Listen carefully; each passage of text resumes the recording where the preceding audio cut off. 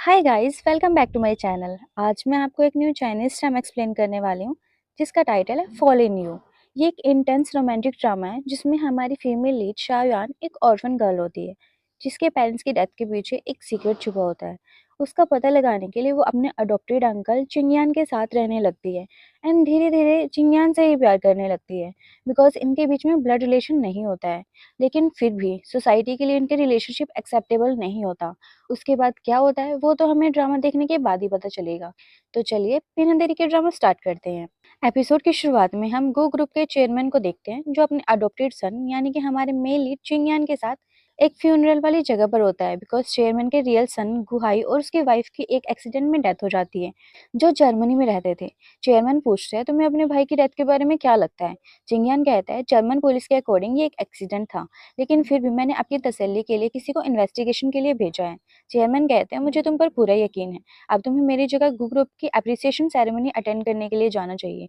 जिसके लिए चिंगयान हाँ कर देता है एंड साथ ही कहता है अगर आप नहीं होते तो मैं यहाँ नहीं होता और मैं जो भी करता हूँ सिर्फ आपके लिए करता हूँ। और सीन यहीं से शिफ्ट हो जाता है सेरेमनी पर। सब लोग एक दूसरे से बात कर रहे होते हैं। इसी बीच एंट्री होती है चिंगयान की जो कि गो ग्रुप का वाइस प्रेसिडेंट होता है। ये काफी टॉल हैंडसम पावरफुल पर्सनैलिटी होता है। सब लोग उसको देखते रह जाते हैं। चिंगयान स्टेज पर जाता है और सबको हेलो बोलते हुए अपना इंट्रोडक्शन देता है। सब लोग आपस में बात कर रहे होते हैं कि हमने सुना है चेयरमैन जिंगयान को अपना वारिस बनाने वाले हैं, लेकिन हमने ये भी सुना है कि चेयरमैन को उनकी ग्रैंडडॉटर मिल गई है। अब अगर वो वापस आ गई तो सब कुछ उसका ही होगा। ये सब ऐसे बातें करते रहते हैं। जिंगयान स्टेज पर सबको गो ग्रुप को सपोर्ट करने के लिए थैंक यू कह रहा होता है। सब लोग क्लैप करते हैं। इसी बीच एंट्री होती है चेयरमैन गो की जो कि अपनी ग्रैंडडॉटर और हमारी फीमेल लीड शाओयान के साथ यहाँ पर एंट्री लेते हैं। जिंगयान हैरान रह जाता है, उनके पास आता है। शाओयान जिंगयान को अंकल कहकर ग्रीट करती है, मीन्स उनको हेलो अंकल बोलती है। सीन इसी के साथ कट हो जाता है एंड हम पहुंच जाते हैं पास्ट में, यानी 1 मंथ पहले जब शाओयान अपनी फैमिली के साथ जर्मनी में रहती थी। शाओयान वायलिन बजाते हुए नरेशन देती है, जब मैं जर्मनी में थी तो हमेशा वायलिनिस्ट बनने का सपना देखती थी। मुझे लगा था जैसे मैं चाहती हूँ मेरी लाइफ वैसे ही चलेगी, लेकिन मुझे नहीं पता था मेरी बुरी किस्मत इस तरह से मेरे साथ खेलेगी, जिसके लिए मैं बिल्कुल भी तैयार नहीं थी। यहीं पर सब लोग शाओयान का वायलिन सुनकर उसकी तारीफ करने लगते हैं। उसकी फ्रेंड मियाओ कहते हैं तुम बहुत अमेजिंग हो, मुझे यकीन है तुम आज आफ्टरनून वाला कंपटीशन जरूर जीत जाओगे।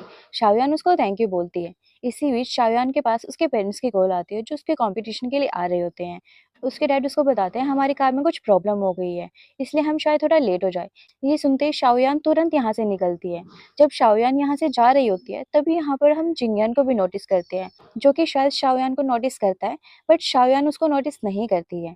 शाओयान अपने पेरेंट्स से बात कर रही होती है तो वो कहते हैं हम जस्ट अभी रिपेयर शॉप से आए हैं, कार ठीक हो गई है, हम अभी कंपटीशन के लिए आ रहे हैं। शाओयान कहती है ठीक है, बट तभी उसे एक्सीडेंट की आवाज़ सुनाई देती है। उसके पेरेंट्स की कार का एक्सीडेंट हो जाता है, जिसे सुनते ही वो तुरंत उनके पास भागती है।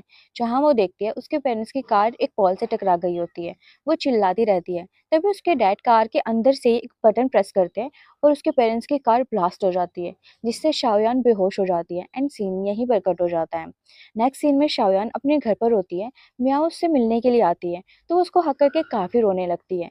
इसी बीच चेयरमैन यानी शाओयान के ग्रैंडपा यहाँ पर आते हैं। शाओयान उन्हें देखकर हैरानी से पूछती है कि आप कौन हो, बिकॉज उसे नहीं पता होता उसके कोई ग्रैंडपा भी हैं।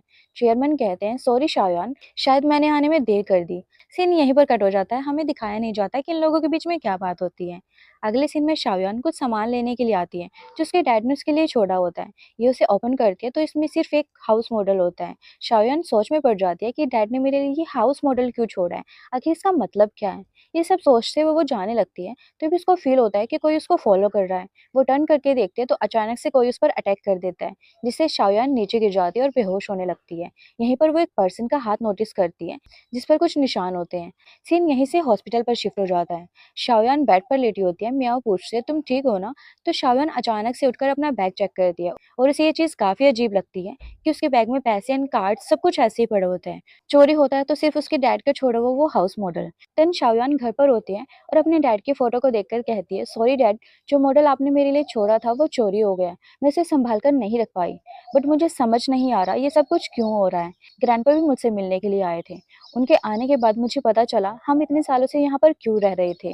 तभी सीन शिफ्ट होता है उस मोमेंट पर जब ग्रैंडपा उससे मिलने के लिए आए थे। ग्रैंडपा उससे बता रहे होते हैं कि तुम्हारे डैड तुम्हारी मॉम से शादी करना चाहते थे, जिसके लिए मैं रेडी नहीं था। मैंने उनको रोकने की कोशिश की तो तुम्हारे डैड तुम्हारी मॉम के साथ वो फैमिली छोड़कर चले गए। उस दिन के बाद मेरी कभी उससे बात नहीं हुई। मैंने तुम लोगों को ढूंढने की बहुत कोशिश की, लेकिन शायद बहुत देर हो गई।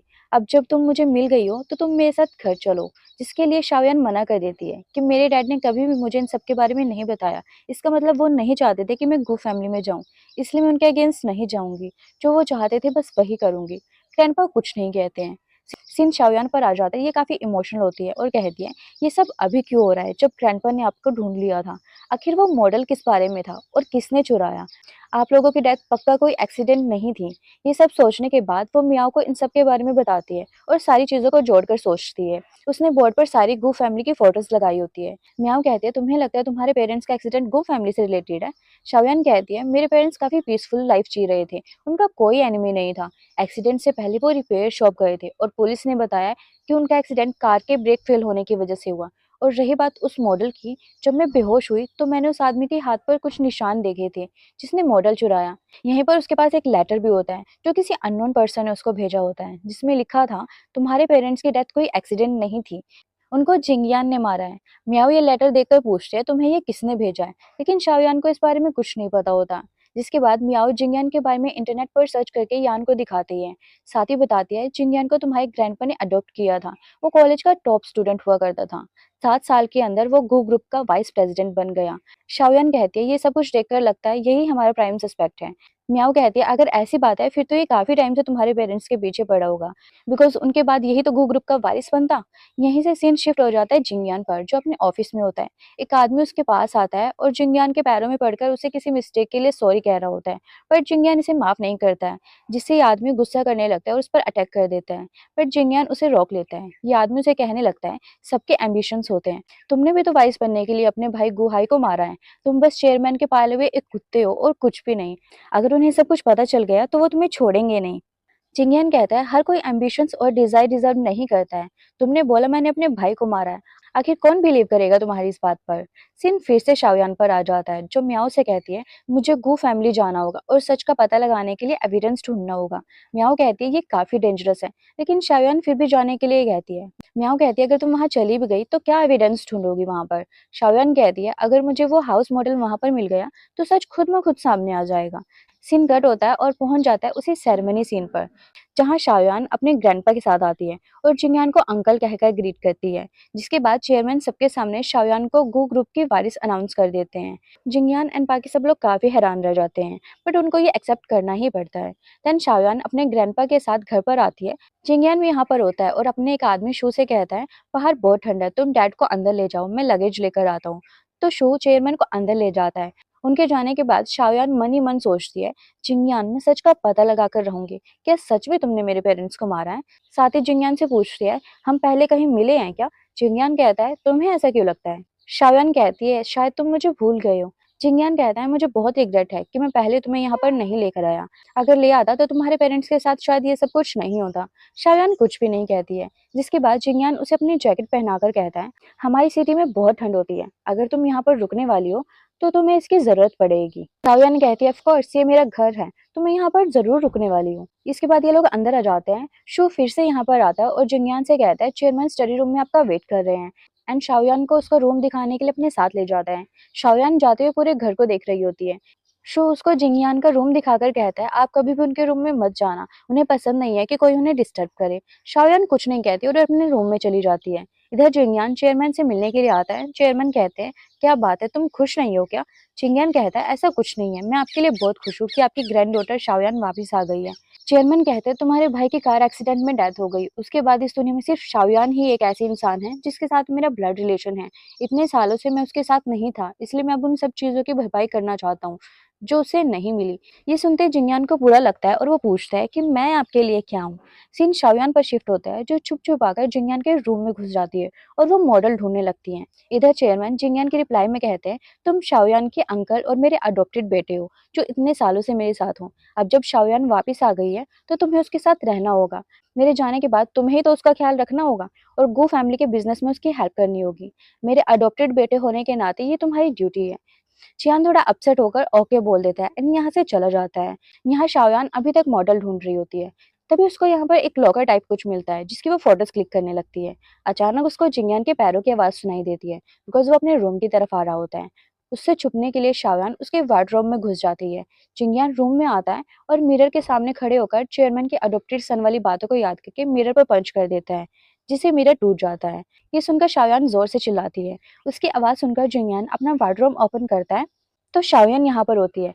ये पूछता है, तुम मेरे रूम में क्या कर रही हो? जिस पर शाओयान बहाना बनाकर कहती है, घर बहुत बड़ा है तो मैं यहाँ गुम हो गई थी। अंकल शू ने मुझे रूम दिखाया था बट मुझे याद नहीं रहा, इसलिए मैं गलत रूम में आ गई। जिंगयान कहता है, अगर तुम गलत रूम में आ गई थी तो तुम्हें छुपने की बजाय यहाँ से जाना चाहिए था। शाओयान कहते, तुम सही कह रहे हो, मैं जाने वाली थी बट अचानक तुम आ गए और जिस तरह से तुम मुझे देखते हो मैं डर जाती हूँ, इसलिए मैं छुप गई थी। जिंगयान कहता है, मैंने तुम्हें किस तरह से देखा? तुम्हें क्या लगता है तुम मुझे बेवकूफ बना सकती हो? मुझे सच सच बताओ, आखिर तुम गो फैमिली में वापस क्यों आई हो? और इसी के साथ ये एपिसोड एंड हो जाता है।